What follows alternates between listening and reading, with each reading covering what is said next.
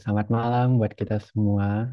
Selamat datang di webinar pertama dalam rangka Lomba Peneliti Belia tahun 2024.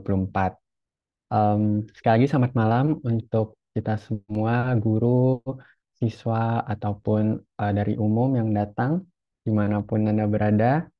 Welcome to this webinar.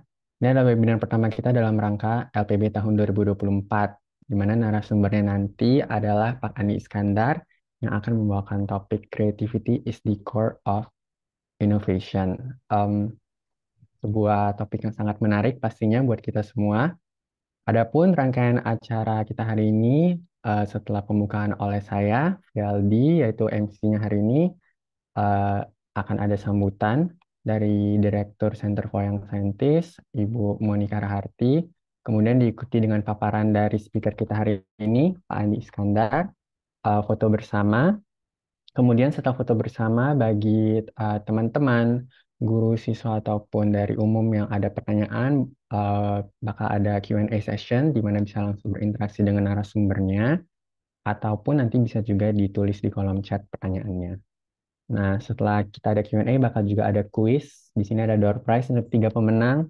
Ada skincare set, ada sunscreen, dan facial wash dari PT Paragon yang housing brand-brand terkenal di Indonesia seperti Emina, Kaf, dan Wardah. Jadi mungkin without further ado, saya yakin kita semua pasti semangat banget karena saya juga semangat banget, nggak sabar mendengar paparan dari Pak Andi. Mungkin sebelum itu kita menginvite dulu Direktur dari Center for Young Scientists, Ibu Monika Raharti, untuk memberikan kata sambutan. Silakan, Bu.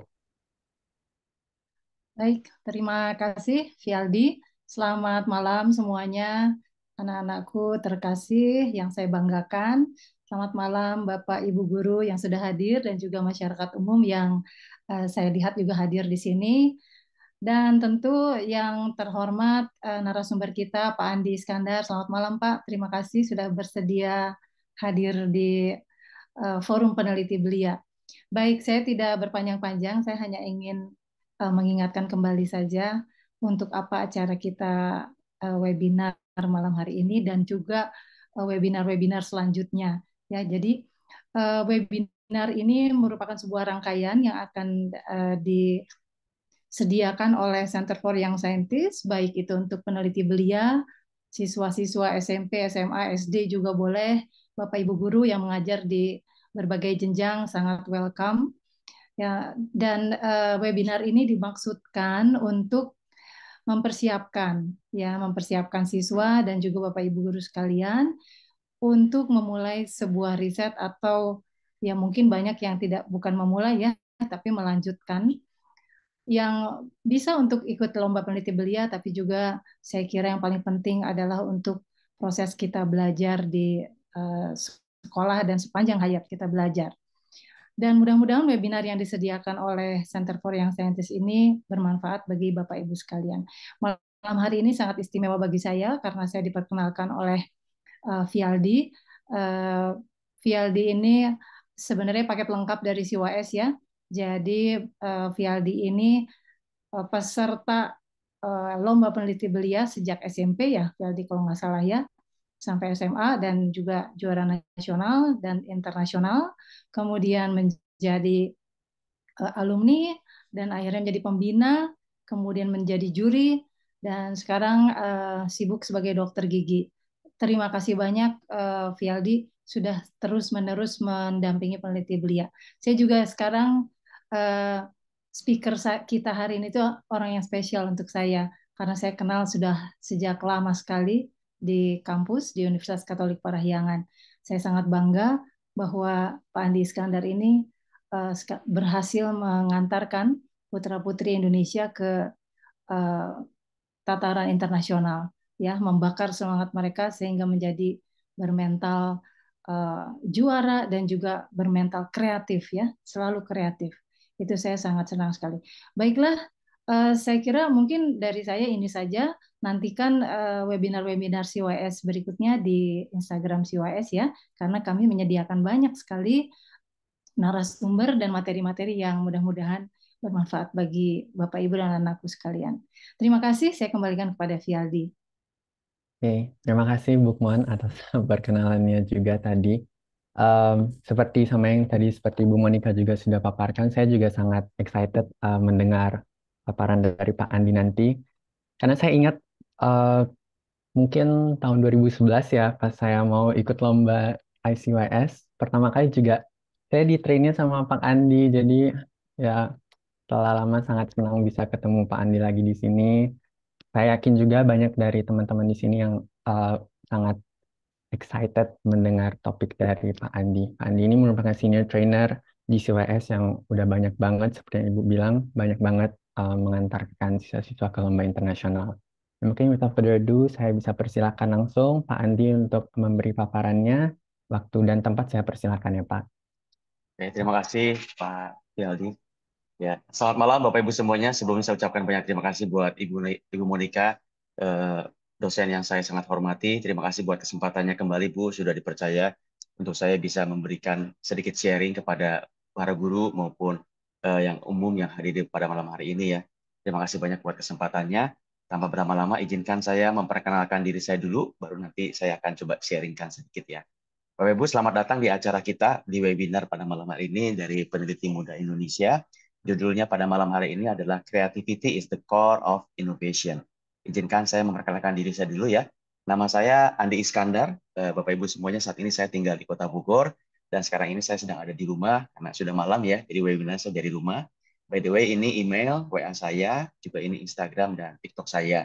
Jadi kalau Bapak Ibu punya berkenan, kita mau follow-followan juga boleh. Bapak Ibu, ini sedikit riwayat pendidikan. Jadi seperti yang tadi disampaikan oleh Ibu Monica, saya kuliahnya di Parahyangan. Saya bertemu juga dengan Ibu Monica juga di sana. Pembimbing saya yang luar biasa, sehingga saya juga bisa lulus akhirnya ya di S1 Unpar jurusan Fisika. Lalu setelah itu saya ambil S2 di Jakarta, jurusannya manajemen ya di IPMI. Lalu sekarang saya sedang ambil S3 di Prastia Mulia juga di bidang manajemen. Masih berproses, belum selesai. Lalu ini sedikit riwayat hidup tentang pekerjaan, Bapak Ibu. Setelah saya lulus dari Unpar, saya sempat kerja di perusahaan di grupnya Astra, tepatnya di anak perusahaan yang namanya Astra Grafia sebagai orang IT, menangani yang namanya SAP ya, salah satu ERP one of the best di dunia dari Jerman. Saya 4 tahun di sini nggak lama. Nah, saya lamanya sebagai konsultan manajemen, Bapak Ibu. Di sini saya berkenal dengan dunia manajemen waktu itu dan saya jatuh cinta. Makanya saya ambil lagi S2 saya di bidang manajemen. Lalu setelah itu saya sempat kerja di sebuah perusahaan sawit yang waktu itu namanya Ganda Sawit, sekarang namanya Musimas. Lalu saya juga sempat sebagai seorang freelancer trainer dan konsultan selama kurang lebih 6 tahun. Lalu kurang lebih 2 tahun yang lalu, kurang lebih saya sempat kerja di sebuah perusahaan yang namanya Tankop. Tankop itu biasanya di Surabaya ya. Ini korporasi.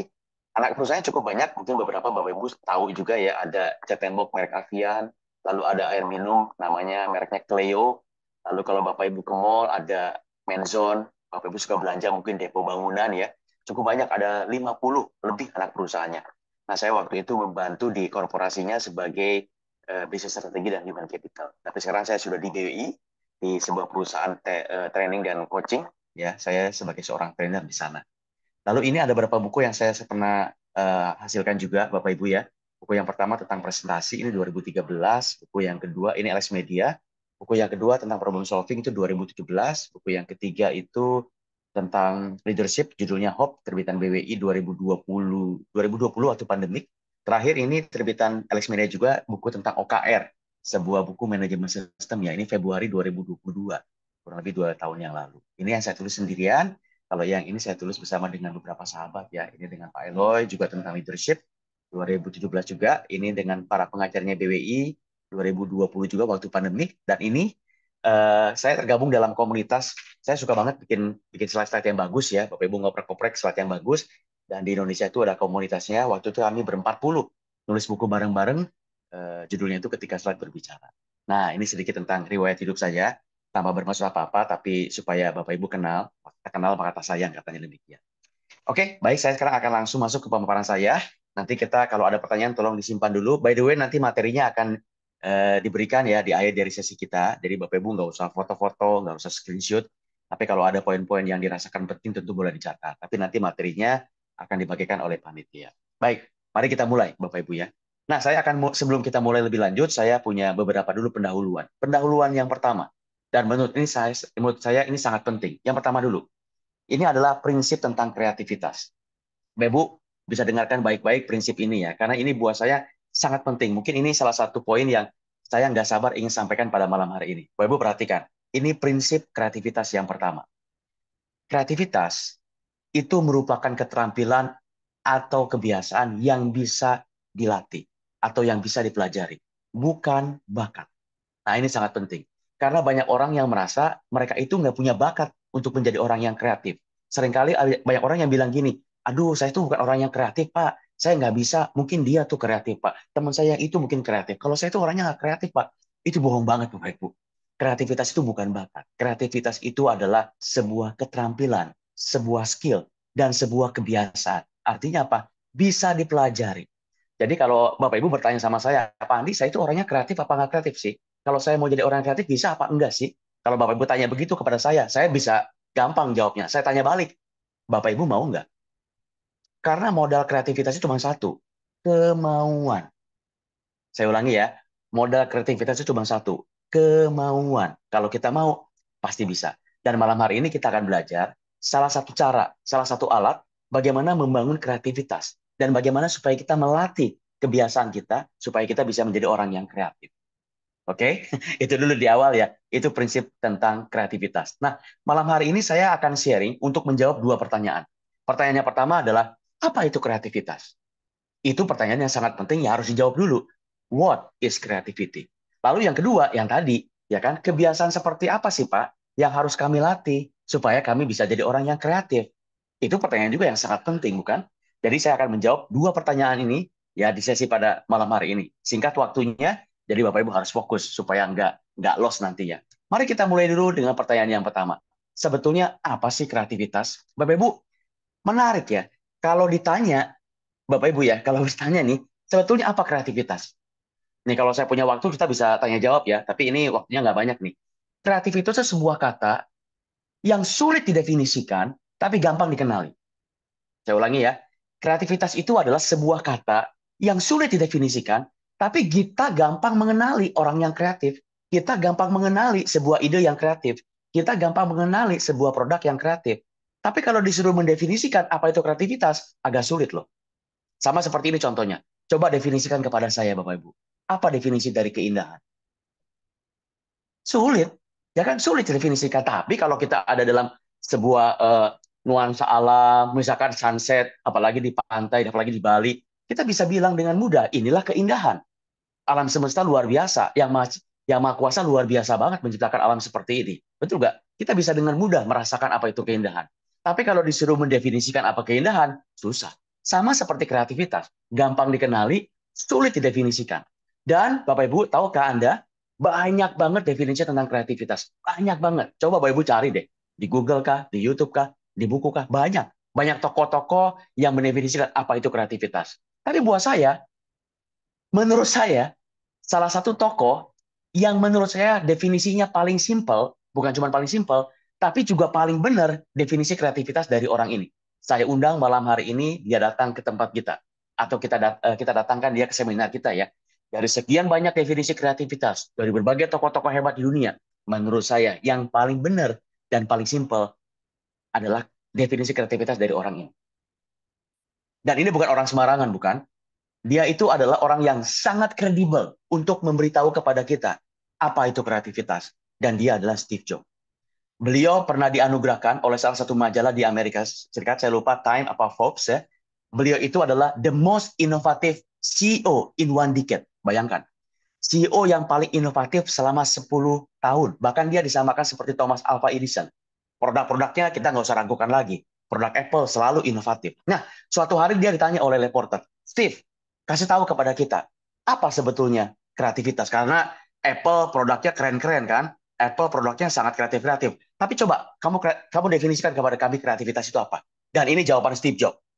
Menurut saya yang paling benar, paling simple jawaban dia. Kita lihat ya bareng-bareng. Kreativitas adalah ini menurut Steve Jobs. Perhatikan, saya bacakan buat Bapak Ibu secara cepat. Yang merah-merah aja ya. Kreativitas hanyalah menghubungkan satu dengan yang lain. Titik. Tidak lebih, tidak kurang. Kreativitas hanyalah menghubungkan satu dengan yang lainnya. Oke, saya bacakan sedikit. Ketika Anda bertanya kepada orang-orang kreatif, bagaimana mereka menghasilkan sesuatu, alias ide yang kreatif itu ya. Mereka, alias orang yang kreatif, akan merasa agak bersalah karena mereka tidak benar-benar melakukannya. Mereka hanya melihat sesuatu,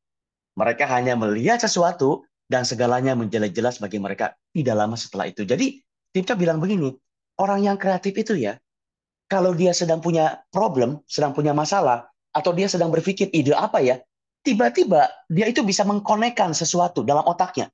Mengkonekkan sesuatu kepada sesuatu yang mungkin mereka pernah dengar, kayaknya saya pernah dengar deh dulu di sini deh. Kayaknya saya pernah lihat deh di sini deh. Kayaknya saya pernah pernah baca deh di sini deh. Jadi, Bapak Ibu, otaknya itu terkonek dengan sesuatu di dalam otaknya. Nah, makanya tadi kan definisi dari Steve Jobs adalah kreativitas itu hanya menghubungkan satu dengan yang lainnya. Alias kalau dalam bahasa Inggris, kalau saya visualisasikan, creativity is just connecting things.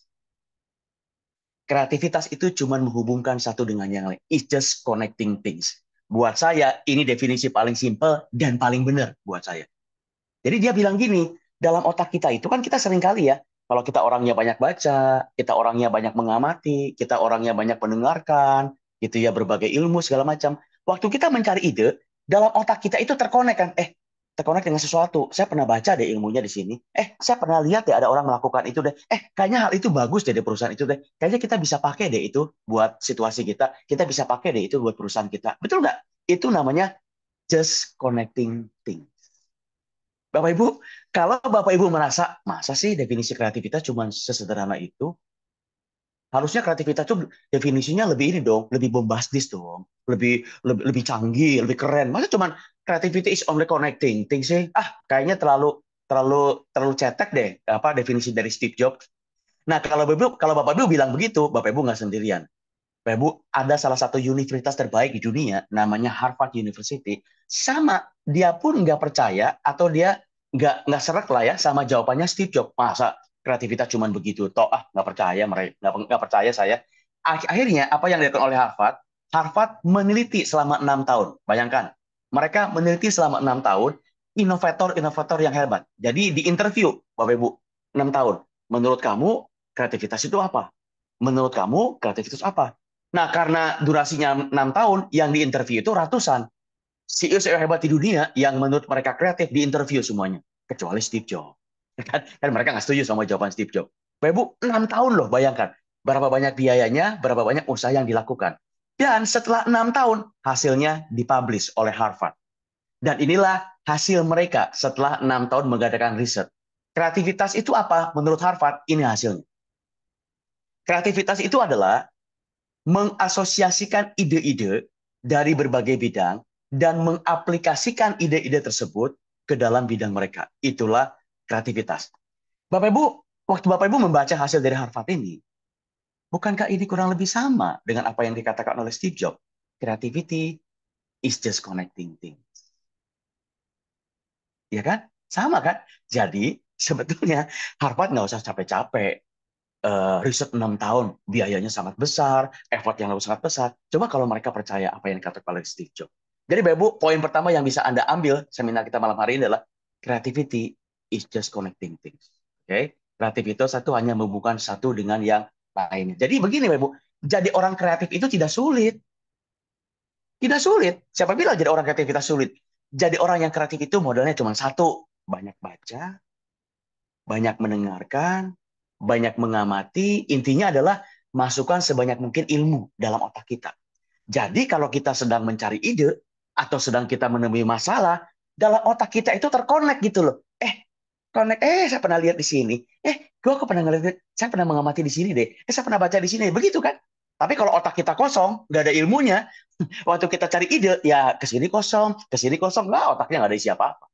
Jadi menjadi orang kreatif itu gampang. Banyak baca, banyak mengamati, taruh ilmu sebanyak mungkin dalam benak kita. Creativity is just connecting things. Pertanyaan pertama sudah kita jawab. Sekarang mari kita jawab pertanyaan kedua.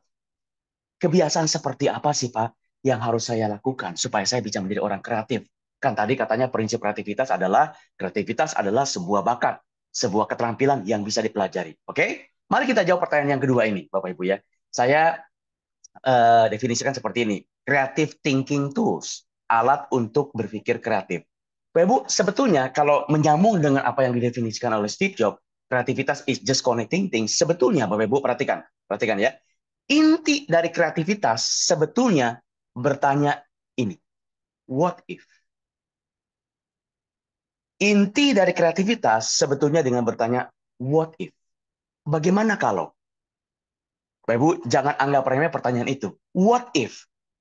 Memang selama ini sampo itu datangnya dari produk A.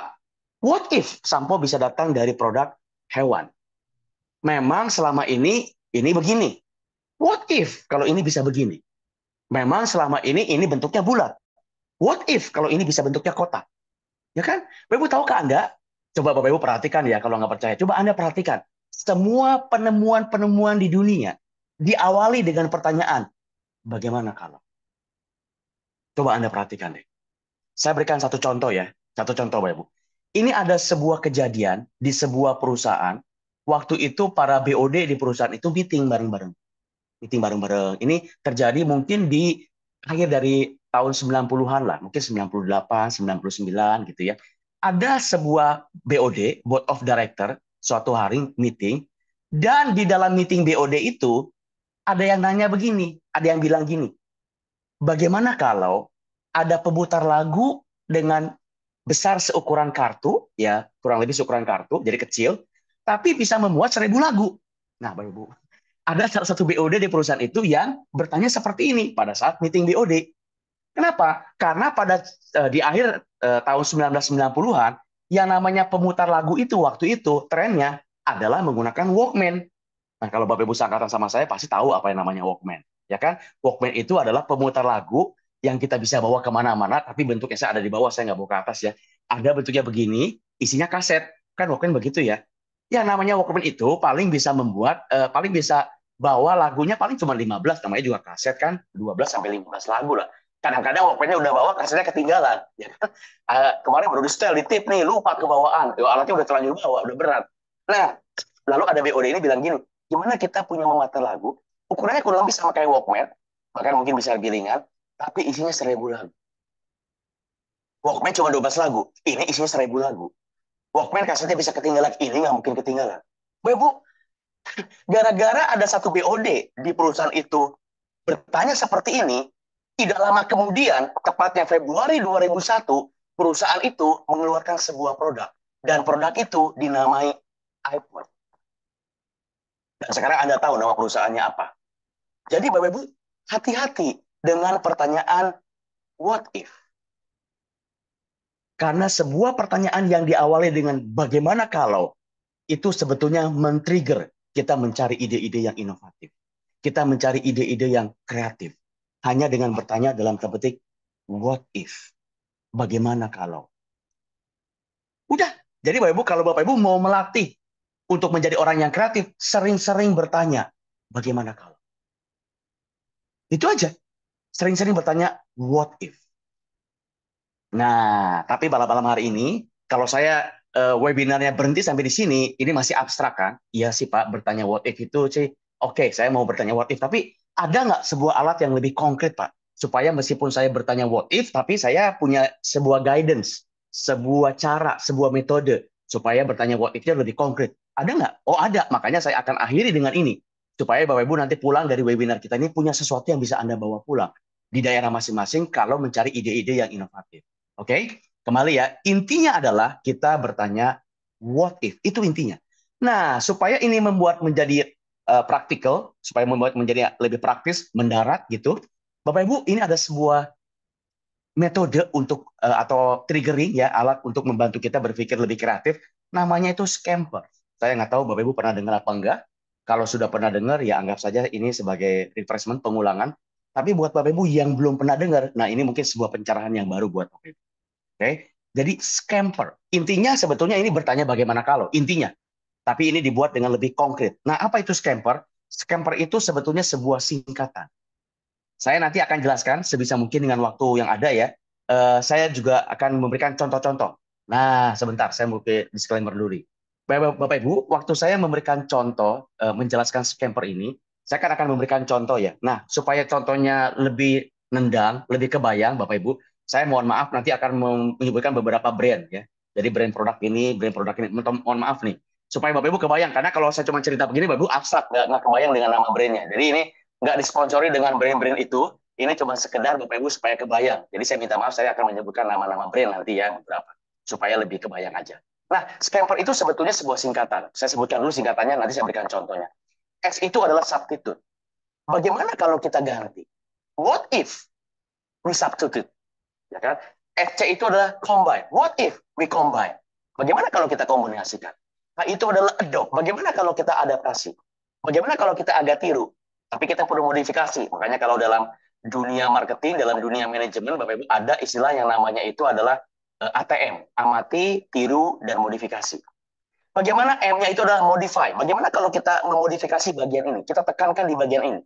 P-nya itu adalah put to other use. Bagaimana kalau kita gunakan ini untuk kegunaan yang lain? Saat ini kita pakai untuk A. Bisa nggak kita pakai buat B? Yang E adalah eliminate. Bagaimana kalau kita hilangkan? Memang selama ini kita itu prosesnya A, B, C, D, E. Bagaimana kalau C-nya kita hilangkan? Jadi A, B, D, E. Itu E. Lalu yang terakhir itu R. Bagaimana kalau kita rearrange, reverse? Selama ini memang A, B, C, D, E. Kenapa enggak A, B, E, D, C? Kita balik, kita ubah urutannya. Nah, itu scamper, ya itu sebuah singkatan. Oke, cepat saja saya akan berikan contoh-contohnya biar Bapak Ibu kebayang. Sekali lagi saya maaf menyebutkan beberapa jenis brand ya. Yang pertama itu adalah substitute. Substitute ini ya kita ganti aja. Kalau selama ini kita begini pakai A, sekarang langsung kita ganti pakai B. Contohnya apa? Contoh yang paling klasik, Bapak Ibu juga pasti sudah tahu dan mengalami juga mungkin di kota Bapak Ibu. Ya tentu saja terjadi penggantian dari ojek yang punya pangkalan yang manual zaman dulu ya. Zaman dulu itu mungkin ya sekitar 10 tahun yang lalu ini sangat ya kita di bangsa kita budayanya ojeknya seperti ini. Tapi dengan kehadiran sebuah ojek online apapun itu mereknya ini sangat tergantikan. Nah, itu namanya substitute. Betul-betul diubah, betul-betul digantikan. Sekarang kayaknya paling nggak di daerah saya di Kota Bogor, paling nggak di perumahan saya ini yang namanya online itu sudah 90% kali. Saya jarang sekali melihat sekarang yang ojek pangkalan. Udah kosong gitu. Kalau dulu kebalikannya kan pangkalannya banyak, ininya masih sedikit. Sekarang udah kebalikannya. Karena apa-apa sekarang udah pakai online. Itu adalah contoh substitute. Sekarang kita masuk ke C, combine. Nah, kalau saya di dalam dunia training, Bapak Ibu, biasanya kan dalam dunia training itu sifatnya lecturing ya, seperti ini ya, mengajar gitu. Nah, tapi sekarang itu, Bapak Ibu, ada yang namanya Lego. Bapak Ibu tentu sudah kenal, Lego itu sebuah alat untuk bermain. Nuansanya anak-anak. Tapi Bapak Ibu tahukah Anda, yang namanya perusahaan Lego itu mengeluarkan sebuah unit baru, namanya itu Lego Serious Play. Saya ulangi ya, Lego Serious Play. Nah, Lego berpikiran, bagaimana kalau menggunakan alat Lego, tapi masuk ke dalam dunia korporasi, masuk ke dalam dunia bisnis. Nah, kami di BWI, di perusahaan saya ini, seringkali menggunakan Lego dalam training-training. Sehingga seperti ini, yang di bawah ini. Topiknya bisa macam-macam, bisa kreativitas, bisa inovasi, bisa leadership, bisa change management, teamwork, macam-macam. Tapi ini akan membuat trainingnya menjadi menyenangkan sekali, Bro. Karena kita mau pakai Lego. Apapun kalau pakai Lego menyenangkan. Nggak harus anak-anak, orang gede pun kalau main Lego suka. Nah, ini dikombin ya, antara dunia bisnis, dunia training, dengan dunia permainan, dunia anak-anak. Muncullah dalam dunia training kita pakai Lego. Ini contoh combine, kita kombinasikan. Lalu A itu apa? A itu adalah kita adopt, kita adaptasi. Yang lain sudah pakai ini, kenapa kita nggak adaptasi aja? Memang mesti dimodifikasi sedikit, tapi kita adopt aja. Contoh, Bapak Ibu dulu kalau Bapak Ibu ingat peristiwanya adalah yang namanya Bluebird waktu itu kan dihajar dengan taksi online ya. Dan awal-awal mereka itu reaktif. Bluebird itu reaktif, artinya mereka demo, protes kepada pemerintah, tapi lama-lama mereka sadar, nggak ada gunanya buang-buang waktu untuk demo. Mereka lihat, sebetulnya kekuatan dari taksi online itu apa sih? Aplikasi. Lalu mereka nggak lama bikin, adopt, membuat aplikasi namanya My Bluebird. Sudahkah Bapak Ibu pernah mencoba aplikasi My Bluebird ini? Saya beberapa kali mencobanya, dan luar biasa bagus banget. Ya, khususnya kalau saya harus ke bandara subuh-subuh. Kalau saya harus kejar pesawat pagi-pagi kan dari rumah jam 3 pagi, jam setengah 4 itu biasanya kalau pakai taksi online kan belum pada bangun itu. Dan ini nggak pernah miss satu kali pun loh, baik saya coba di Bogor, di Jakarta, di Surabaya, nggak pernah miss. Jadi bagus banget. Nah ini contoh scamper yang A, namanya diadopt, diadaptasi. Ya tentu ini tidak sama dengan aplikasinya ojek online, taksi online, sedikit dimodifikasi sesuai dengan nuansanya Bluebird itu. Berikutnya adalah M. M itu adalah dimodifikasi. Bisa nggak kita modifikasi untuk proses tertentu yang kita magnify, kita tekankan. Contoh, kalau Bapak Ibu tahu, saya ini memberikan contoh dunia yang dekat dengan saya. Kalau Bapak Ibu hobi nonton film di bioskop, khususnya di SX1, saya nggak tahu Bapak Ibu hobi nonton film apa enggak, sekarang sudah ada aplikasi namanya MTik. Dulu, Bapak Ibu kalau nggak ada aplikasi MTik, kalau saya mau nonton, apalagi filmnya film box office ya, ngantrinya kan seperti ini ya, seperti yang gambar di atas. Filmnya mulai jam 1, setengah 12 sudah ngantri. Udah sampai jam 1 di depan ini udah habis. Tapi sekarang udah pakai MTik. Wah, enak banget bukan? Di rumah aja pagi-pagi masih pakai celana pendek udah pesan. Ya kan dapat pasti tiketnya. Di posisi yang enak lagi. Dan datangnya nggak usah pagi-pagi amat. Mepet-mepet juga apa-apa. Udah beli tiketnya. Nah, ini contoh yang namanya M ya. Modify. Itu adalah item yang keempat dari scamper. Saya ulangi sedikit ya. S-nya adalah substitute. C-nya adalah combine. A-nya adalah adopt. M-nya adalah modify. Combine, adopt, modify. Iya, Bu. Combine, adopt, modify. Nanti filenya akan dibagikan, jangan khawatir. Sekarang kita masuk ke tiga terakhir ya. P itu apa? P itu adalah put to other use. Kita bisa pakai untuk kegunaan yang lainnya. Contoh, kalau Bapak Ibu masih ingat ya. Dulu pertama kali, maaf nih pakai nyebut nama brand ya. Kalau dulu Bapak Ibu tahu pertama kali yang namanya Gojek kah, yang namanya Grab kah, gitu ya. Pertama kali kan mereka muncul itu idenya adalah alat transportasi. Ojek kan. Ojek itu gunanya memindahkan manusia dari satu titik kepada titik yang lainnya sebagai alat transportasi. Nah, awal-awal kan itu ya, untuk itu kan awal-awal. Ternyata berkembang kan, maju gitu. Nah, lalu manajemen mereka, baik itu Grab maupun Gojek berpikir, kalau kita bisa memindahkan manusia, kita juga bisa pakai buat kegunaan yang lain, put to other use. Apa misalkan, kenapa kita nggak bisa mindahin makanan? Ya kan? Kalau kita bisa mindahin manusia, bisa dong kita mindahin makanan. Makanya muncul yang namanya GrabFood kah, GoFood kah, gitu kan? Lalu setelah setelah bisa mindahin makanan, kenapa kita nggak bisa mindahin paket? Muncullah Grab Express, apa segala macam. Baru itu namanya P, put to other use. Kita bisa pakai buat kegunaan yang lain. Oke, sekarang kita masuk ke yang E, eliminate. Bisa kita hilangkan. Nah, Bapak Ibu, saya ini juga contoh dalam kehidupan saya sehari-hari ya. Saya orangnya setiap hari itu ngopi.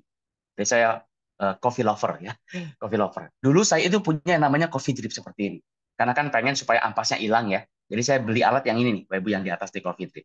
Tapi nggak lama saya dikasih sama temen kopi yang namanya ini, Tiwus dari Filosofi Kopi.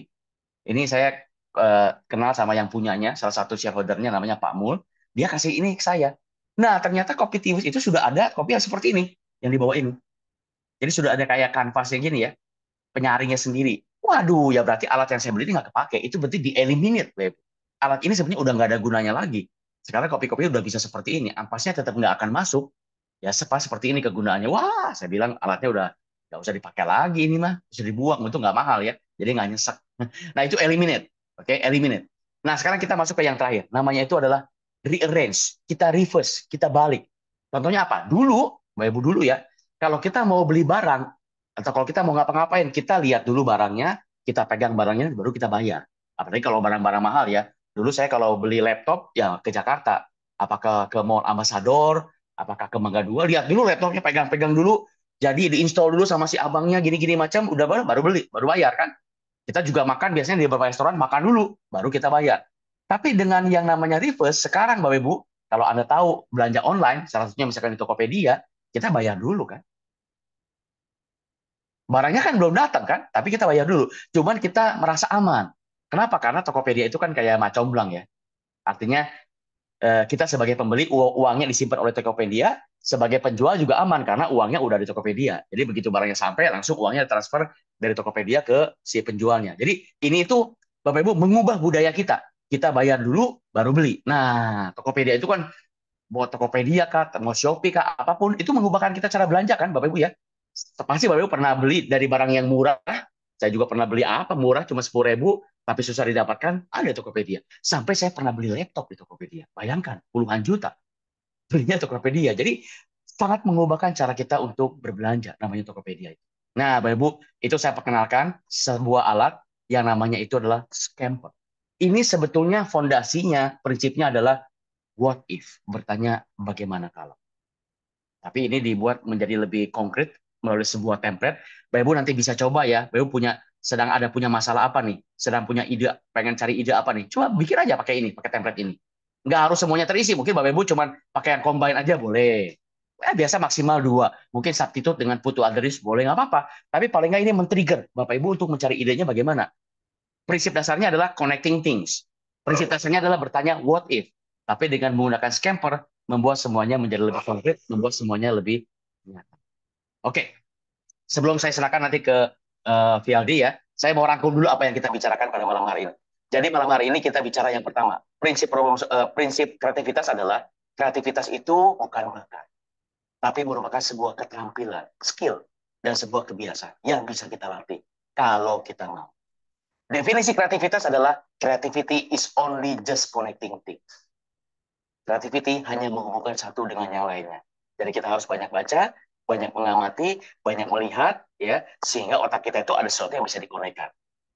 Lalu, bagaimana kita membangun kebiasaan untuk kreatif? Satu aja, sering-sering bertanya, what if? Bagaimana kalau? Nah, supaya itu bisa lebih konkret, kita punya sebuah alat namanya scamper. Substitute, ya, combine, adopt, put to other use, eliminate, paint, dan sebagainya. Nah, saya tutup dengan satu quote. Nanti saya akan serahkan ke Pak Fialdi. Bapak Ibu, jadi begini. Kita seringkali dalam hidup itu, ya, Bapak Ibu, kita sering, saya ada yang bocor, saya mute dulu. Oke. Nah, Bapak Ibu, kita seringkali dalam hidup itu mengalami sebuah masalah, kan? Sebuah problem, sebuah krisis. Bapak Ibu juga mungkin kan mencari ide, segala macam, kita bertemu dengan masalah. Bapak Ibu, tahukah Anda, namanya kata krisis dalam bahasa Mandarin itu dibagi menjadi 2 buah kata seperti ini. Ya, 2 buah kata seperti ini. Namanya Wei Chun, kalau nggak salah Wei Chun. Wei ini adalah masalah itu, krisis itu artinya sebuah kepusingan. Ya, ini membuat kita pusing, membuat kita terancam. Ini ancaman katanya ini yang saya coba ini. Ini nggak ada spotlight, nggak ada ini ya, nggak bisa saya coret-coret nih. Tapi ini nih, yang pertama ini ya, Bapak Ibu ya. Ini adalah krisis, membuat kita pusing, membuat kita takut. Tapi kata yang berikutnya, yang ini yang lebih rumit tulisannya, ini namanya opportunity, kesempatan. Jadi di balik setiap masalah, di balik setiap krisis, memang satu sisi buat kita pusing, memang. Tapi di sisi yang lain, ini sebetulnya sebuah kesempatan, sebuah opportunity, supaya kita bisa lebih maju, supaya kita bisa lebih berkembang. Nah, saat ini saya nggak tahu Bapak Ibu di daerah masing-masing, di tempat Bapak Ibu, saat ini mungkin Bapak Ibu sedang krisis, bingung mencari ide apa. Di satu sisi memang bikin pusing, tapi percayalah, di sisi yang lain, yang namanya krisis selalu merupakan sebuah peluang, sebuah kesempatan buat kita makin hebat, buat kita makin maju. Semoga bermanfaat. Selamat malam Bapak Ibu semuanya. Saya silakan waktu dan tempat kembali ke Pak Fialdi. Silakan. Oke, Pak Andi, terima kasih banget buat paparannya. Sangat menginspirasi kita semua pastinya. Sebelum kita ke sesi tanya jawabnya ya Pak ya, berhubung di chat box-nya udah ada beberapa pertanyaan. Mungkin kita boleh dulu foto bersama, mumpung semua masih hadir di sini. Teman-teman semua boleh saya undang untuk on kameranya. Saya akan pandu, lalu saya akan foto, ambil screenshot gitu. Oke, jadi kalau di device saya ada 6 slide, jadi harus ditahan sepertinya senyumnya gitu, tahan senyumnya. Oke, oke, ini semua sudah nih. Saya akan foto dulu ya dari slide yang pertama. Mungkin kita semua boleh tahan senyumnya karena kita nggak tahu nih yang siapa-siapa di slide 1, slide 2 sampai slide 6. Oke, saya akan ambil ya. 1, 2, 3, tahan senyumnya semuanya. Oke, lanjut. Oke, ini udah slide ketiga. Kemudian slide keempat, slide kelima, dan slide terakhir. Oke, terima kasih semuanya yang sudah membuka kameranya dan berfoto bersama. Kita akan lanjut ke sesi tanya jawab. Di sesi ini sudah ada beberapa pertanyaan yang ada di kolom chat. Mungkin bila ada teman-teman lagi yang ingin bertanya bisa langsung di kolom chat, atau kalau mau berinteraksi langsung bisa raise hand, nanti akan dibantu untuk unmute. Eh, Pak, ini saya izin bacain pertanyaannya ya, Pak ya. Ini ada satu Ya, pertanyaan. silakan.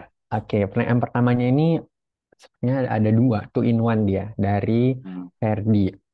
Saya izin bertanya, Kak, dalam kesempatan webinar kali ini, satu, seberapa penting peran kolaborasi dalam proses menghasilkan ide yang inovatif dan bagaimana cara memanfaatkan kolaborasi tersebut? Kemudian pertanyaan nomor duanya, bagaimana mengevaluasi dan memilih ide-ide yang memiliki potensi terbaik untuk dikembangkan lebih lanjut? Sekian dan terima kasih. Oke. Ya, ya saya jawab ya. Yang pertama, ada pepatah bilang gini, siapa tadi yang nanya ya, bapak atau ibu atau kakak ya. Ada pepatah bilang gini, Kak, banyak kepala itu selalu lebih baik daripada satu kepala. Ya, banyak kepala itu selalu lebih baik dari satu kepala. Jadi memang kalau kita bisa berkolaborasi, tentu akan jauh lebih baik daripada kita seorang diri. Bukan berarti sendirian nggak bisa kasih ide inovasi ya, bukan begitu. Tapi kalau kita berkolaborasi, itu akan lebih efektif, akan lebih cepat. Karena kita punya bareng-bareng, kita punya berkolaborasi. Kalau dalam istilah di perusahaan kan, teamwork selalu lebih baik daripada sendirian. Katanya kan Superman udah mati ya, sekarang itu bukan Superman, tapi super team. Nah, teamwork itu harus kita galang. Teamwork itu harus kita coba, kita coba tumbuhkan semangat untuk teamwork itu. Nah, kalau kakak bertanya, apa buktinya ya kalau kita berkolaborasi itu selalu lebih baik daripada kita sendiri? Kalau ditanya begitu, yang paling gampang saya mencari jawabannya, kalau untuk membuktikan ya, teamwork selalu lebih baik daripada sendirian. Cara yang paling gampang kita ambil aja dari dunia olahraga. Ya kan? Dunia olahraga itu kan ada perlombaan yang individual, ada perlombaan yang bareng-bareng kan? Contoh nih misalkan kalau Bapak Ibu tahu ya, kalau ada lomba lari 400 meter, ya kan? Lomba lari 400 meter. Siapa juara dunianya? Kalau Bapak Ibu tahu, namanya itu Usain Bolt dari Jamaika. Saya lupa dia waktunya berapa. Kalau tidak salah 36, sekian detik lah. Ya, seorang diri 400 meter, seorang diri. Segini waktunya. Tapi jarak yang sama dilakukan oleh 4 orang alias estafet. Estafet kan? Estafet itu kan berempat ya. Siapa juara dunianya? Sama, tim Jamaika juga. Saya juga lupa waktunya berapa, tapi lebih cepat. Mungkin 34 sekian detik lah. Lebih cepat daripada seorang diri. Nah, ini dunianya dunia atletik. Dalam dunia berenang pun sama. Jarak 400 meter berenang sendirian sama 400 meter estafet. Yang menang estafet. Lebih cepat yang menang. Itu juaranya dari Jerman. Jadi Bapak Ibu, berkolaborasi, teamwork itu selalu lebih baik daripada sendirian. Makanya kita sering dengarkan, teamwork membuat lebih cepat, lebih hebat, lebih keren. Betul, itu betul. Dunia olahraga sudah membuktikannya yang paling gampang. Tapi memang berkolaborasi itu perlu ada gesekan. Itu kan masalahnya kan. Kolaborasi atau teamwork itu selalu ada gesekan. Nah, itu yang harus bisa diatasi. Memang teamwork lebih baik, tapi gesekan itu harus kita atasi. Seringkali kita nggak tahan dengan gesekannya. Itu yang membuat kita mundur. Itu yang membuat kita seringkali jadi sendirian lagi. Gesekan itu harus bisa kita manage, Bapak Ibu. Karena memang tidak mudah. Tapi kalau kita berhasil mengalahkan gesekan-gesekan itu, mengalahkan ego kita, teamwork, kolaborasi pasti lebih baik. Nah, lalu tadi yang kedua, bagaimana kita memastikan ide kita itu sudah, bagaimana memilih ide yang bagus apa enggak. Saya punya tipsnya, Bapak Ibu. Coba Anda gambar, mapping dengan dua kriteria seperti ini. Dengan dua sumbu seperti ini. Kriteria yang pertama itu namanya business impact. Atau kalau Bapak Ibu apa ya, mungkin bukan bisnis, tapi dampak. Dampak dari idenya, besar apa kecil. Misalkan kita berikan nilai, ini 0, ini 10. Semakin ke atas, dampaknya semakin besar. Lalu ada lagi di sumbu X. Ini sumbu Y, ini sumbu X ya. Ini itu adalah effort. Effort itu besar apa kecil kita melakukan effort untuk ide itu. Jadi sulit apa gampang gitu ya. Semakin ke sini effortnya semakin besar. Semakin ke sini effortnya makin kecil. Nah, coba Bapak Ibu mapping ide Anda. Kalau Bapak Ibu misalkan punya 3 ide ya. Ada ide 1 di sini. Ini ide yang pertama ada di sini. Lalu ada lagi ide yang kedua ada di sini. Lalu ada lagi ide yang ketiga misalkan di sini. Bapak Ibu bingung, saya punya 3 ide Kak. Yang mana ya yang mesti saya pilih untuk saya bisa kerjakan lebih lanjut? Kalau Bapak Ibu punya ide 1, ide 2, ide 3, kira-kira mana yang akan Bapak Ibu pilih kalau punya 3 ide begini? Lebih enak ide 1 dong, ya kan? Dampaknya besar, effortnya kecil. Kecil itu berarti bisa jadi murah, bisa jadi mudah, tapi dampaknya besar. Ya kan? Kalau yang ini buat apa? dampaknya besar, tapi effortnya besar di sini ya, tapi dampaknya kecil. Yang ini kita tinggalkan lah. Kalau ini masih mending, meskipun sulit, tapi dampaknya besar. Kalau yang nomor 2 ini masih mending. Tapi kalau kita disuruh pilih, tentu kita pilihnya nomor 1 dong. Udah dampaknya paling besar, paling murah, paling gampang lagi. Nah itu tipsnya. Kalau kita coba bingung memilih ide yang mana, jadi isunya milih ide ya, bukan masukkan ide nih. Jadi anggap aja idenya sudah ada, tapi kebanyakan idenya sekarang kita mesti pilih kan. Yang saya mau ajukan untuk perlombaan itu yang mana? Nah saran saya adalah yang dampaknya besar, tapi effortnya kecil. Oke, terima kasih. Itu mungkin ini jawabannya. Oke, itu a very good point sih, yang dampaknya besar tapi effortnya paling kecil. Iya. Setuju, Pak. Oke, semoga menjawab pertanyaan, semoga sudah terjawab maksudnya pertanyaan tadi ya. Selanjutnya Pak, ada pertanyaan nih dari Ibu Guru Witi Suryani. Izin tanya Kak, di antara membaca, melihat, dan mendengar, yang mana yang paling dominan dalam mengembangkan atau menemukan sebuah kreativitas, terutama bagi anak-anak? Terima kasih. Dari apa tadi? Mendengar, melihat, membaca, mana yang paling? Yang mana yang paling dominan dalam mengembangkan atau menemukan sebuah kreativitas, terutama bagi anak-anak? Oh, nah kalau itu memang tipe orang kan beda-beda ya, Ibu ya. Itu kan kita sering dengar yang namanya kemampuan belajar orang itu beda-beda. Ada orang yang senangnya visual, ada orang yang senangnya itu kinestetik, ada orang yang senangnya itu mendengarkan. Jadi bisa beda-beda, tergantung dari orangnya. Intinya begini, apapun caranya, boleh mendengar, boleh melihat, boleh membaca, apapun caranya, itu tergantung kesukaan orang beda-beda. Saya itu paling suka membaca.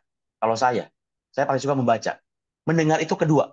Jadi kalau saya dengerin YouTube, dengar apa tuh kalau lagi di mobil, itu nomor 2. Karena di mobil kan nggak mungkin baca ya. Sambil nyetir, sambil baca kan nggak bisa. Jadi saya mendengarkan. Tapi buat saya lebih suka membaca orang. Itu tergantung kesukaannya, Bu. Jadi lebih baik kita nggak usah pusingkan itu. Yang penting itu lakukan. Apapun. Anda sukanya baca, baca. Anda sukanya mendengar, mendengar. Itu lebih efektif daripada kita mempertentangkan atau kita bingung yang mana. Udah, Anda sukanya apa? Baca, baca udah. Saya sukanya nonton, Pak. Melihat, saya orangnya visual. Ya udah, nonton. Ya udah, lihat. Gitu. Jadi nggak usah bingung dengan gitunya. Anda sukanya apa? Di situ aja lakukan. Oke, semoga sudah terjawab ya, Ibu Guru Witi. Jadi konsepnya dinamis berarti ya Pak Andi ya, dia nggak statis begitu. Kemudian ada lagi nih Pak, pertanyaan lain. Ini sama, dia two in one juga pertanyaannya. Saya izin baca. Bagaimana menyeimbangkan antara ide yang inovatif dan praktis untuk diterapkan? Dan kedua, apa teknik brainstorming yang paling efektif menurut Kakak untuk menghasilkan ide-ide yang inovatif? Terima kasih.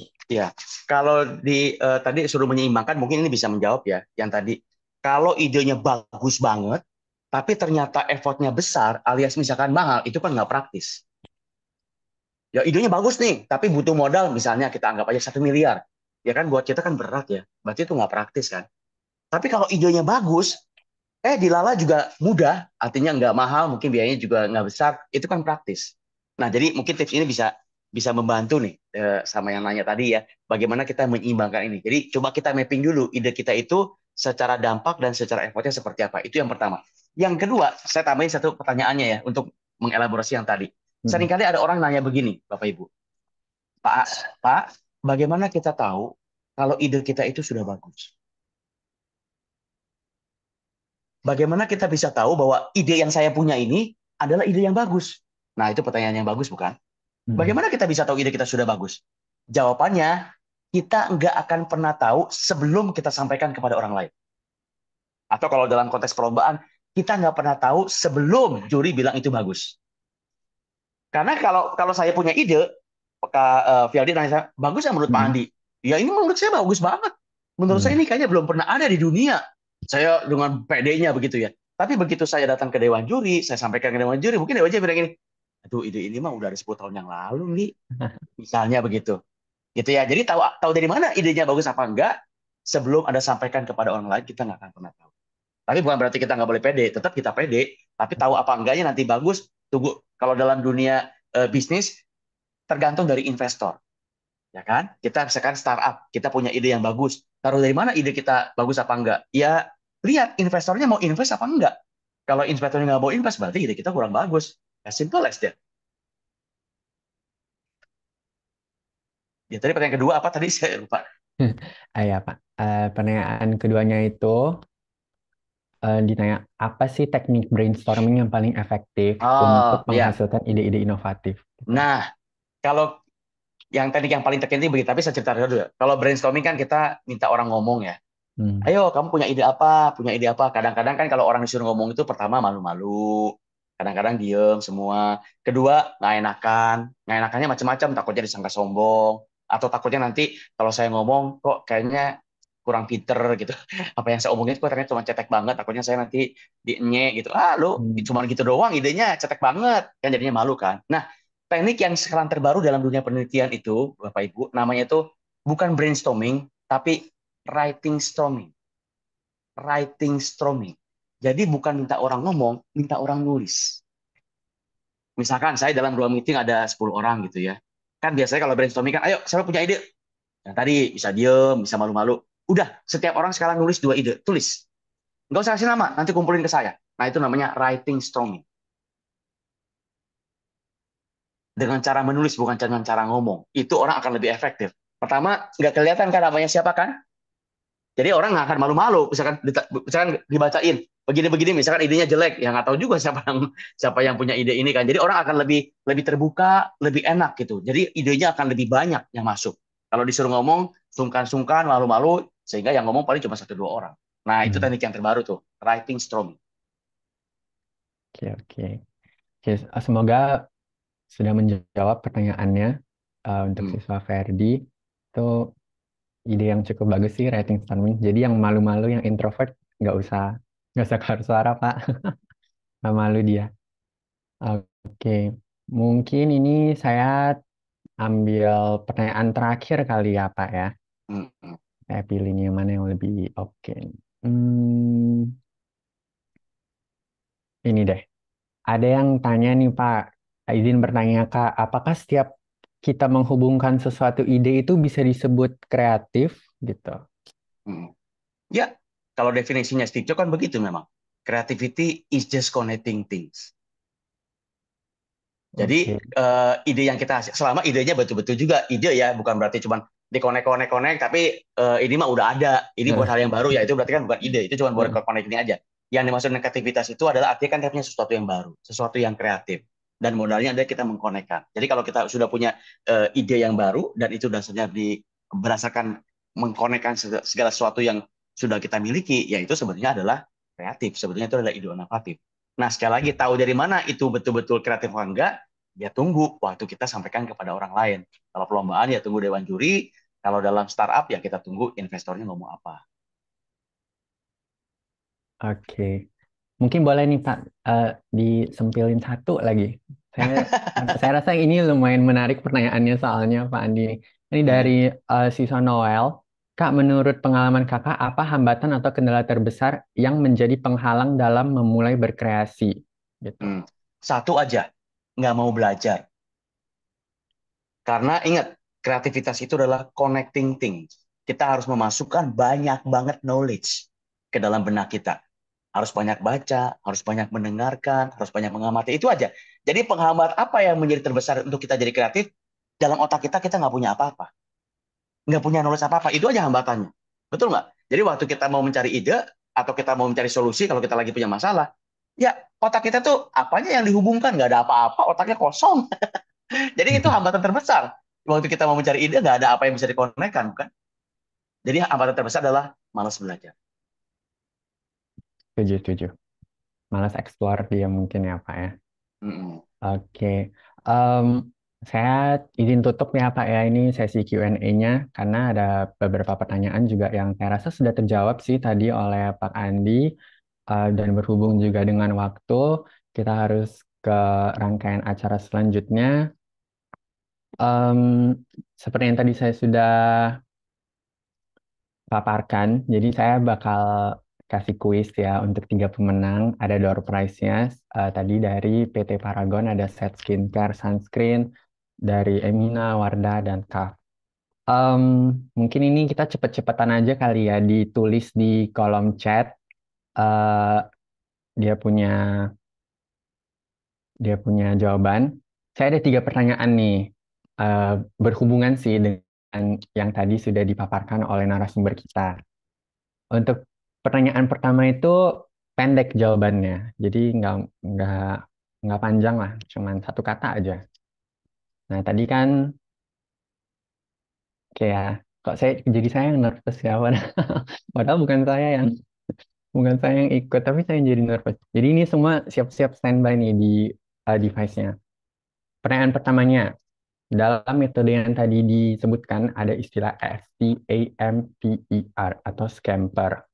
Nah, dalam scamper itu C-nya itu apa? 1 kata aja. Oke, oke, stop, stop, stop.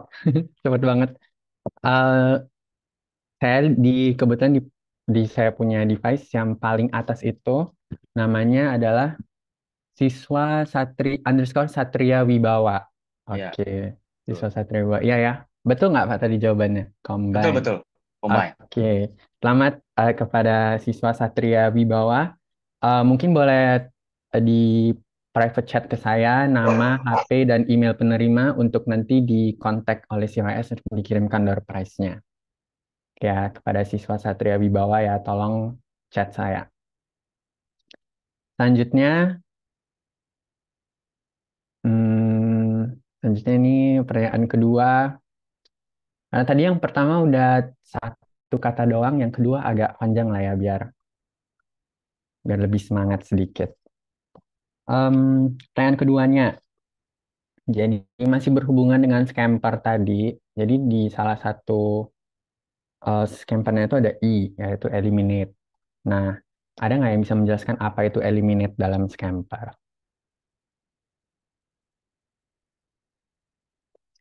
Oke, saya masih menunggu nih. Oke, sudah ada beberapa yang masuk nih.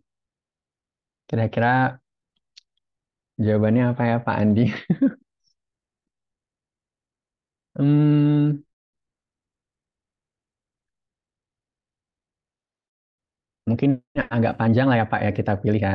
Kira-kira yang ini oke nggak, Pak? Menghilangkan ide yang sudah ada. Kurang pas. Kurang pas ya, karena bukan ide yang dihilangkan ya, Iya, Pak ya.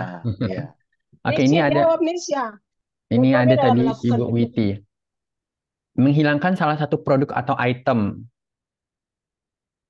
Mungkin ini nih yang bagus nih. Siswa Ismail Faiz. Mm-mm. Hilangkan Menghilangkan satu atau beberapa material, proses kerja, atau metode dalam menjalankan pekerjaan aktivitas. Nah, mungkin itu kali. Oke, berarti kita angkat itu sebagai pemenangnya ya. Siswa Ya, underscore Ismail Faiz, selamat. ya. Tolong DM apa private message saya juga di Zoom ini, nama, nomor HP, dan alamat untuk dikontak oleh CYS untuk dikirim door prize-nya. Nah ini saya ada satu lagi ya yang terakhir ya Pak ya. Mungkin agak santai aja sih pertanyaan terakhirnya, nggak gitu sulit kayak sebelumnya. Yang ada yang bisa, semua bisa standby ya. Saya mau peserta kita untuk eh, tulis full name narasumber kita di kolom chat.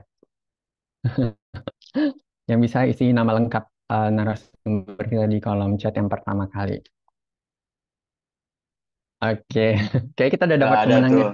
Iya, Udah benar kan Pak namanya? iya, betul. Pak Andi Pak Iskandar. Siswa Zaki ya.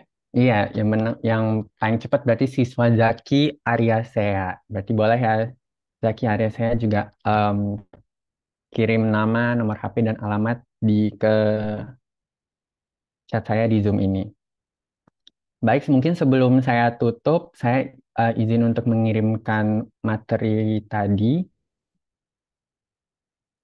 ke kolom chat. Mana tahu ada yang mau untuk dibaca-baca lagi atau dilihat lagi. Ini saya kirimkan di kolom chat. Oke, ya kita sudah sampai di penghujung acara webinar kita hari ini. Kira-kira Pak Andi ada lagi mungkin message yang mau diberikan untuk teman-teman yang bakal ikut LPB tahun ini, Pak? Ya, paling saya mau ucapkan semangat, ya tetap berjuang, tetap berusaha keras. kreativitas bukan hal yang gimana-gimana, ya intinya adalah kita asal mau, kita mau belajar, pasti kita bisa kreatif. Jadi itu bukan hal yang mengawang-awang, yang sulit, yang kayaknya di luar jangkauan kita. Enggak kok. Ya, bukan bakat itu. Itu sebuah keterampilan dan kebiasaan. Selama kita mau, pasti kita bisa. Paling itu Ah, aja. Semangat aja, Bapak Ibu semuanya, teman-teman. Oke, terima kasih ya Pak Andi ya. Mungkin bisa jadi take home message juga buat kita semua kalau uh, menjadi kreatif itu bisa dilakukan ya, bukan sesuatu yang sepertinya sulit banget atau bakat. Mungkin dari Ibu Monica kira-kira ada lagi Bu yang mau ditambahkan?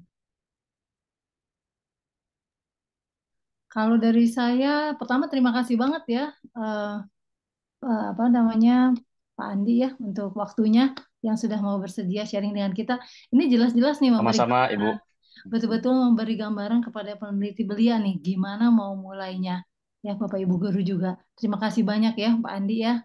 Sama-sama, Bu. Buat teman-teman yang lain yang sudah hadir, mudah-mudahan bermanfaat ya, dan jangan lupa persiapkan diri untuk menghadapi rangkaian LPB tahun depan ini, tahun ini yang akan mulai kita launching di bulan Juni 2024. Terima kasih atas kehadiran semuanya. Terima kasih. Oke, terima kasih Bu Monica. Jadi untuk itu saya tutup webinar pertama kita dalam rangka LPB tahun 2024. Untuk webinar-webinar selanjutnya bisa dilihat informasinya di Instagram official dari Center for Young Scientists. Terima kasih sebanyak-banyaknya kepada Pak Andi, narasumber kita hari ini. Applause untuk Pak Andi, mungkin boleh dikasih emoticon emoticon clap-nya dari Zoom. Ya. Terima kasih. Oke, thank you Pak Andi dan thank you Ibu Monica. Terima kasih juga semua peserta yang sudah hadir di webinar kali ini. Sampai jumpa di webinar-webinar CYS yang selanjutnya. Sampai jumpa semuanya. Selamat malam. Terima kasih Ibu Monica, makasih. Fialdi, makasih Thank semuanya. you. Bapak Ibu semuanya, thank you. Sampai jumpa lagi. Sehat-sehat selalu ya. Sukses selalu. Terima kasih. Terima kasih Bu Terima Monica. kasih. Terima Terima kasih. Bapak Ibu. Mohon izin. Mohon izin. Mohon izin keluar.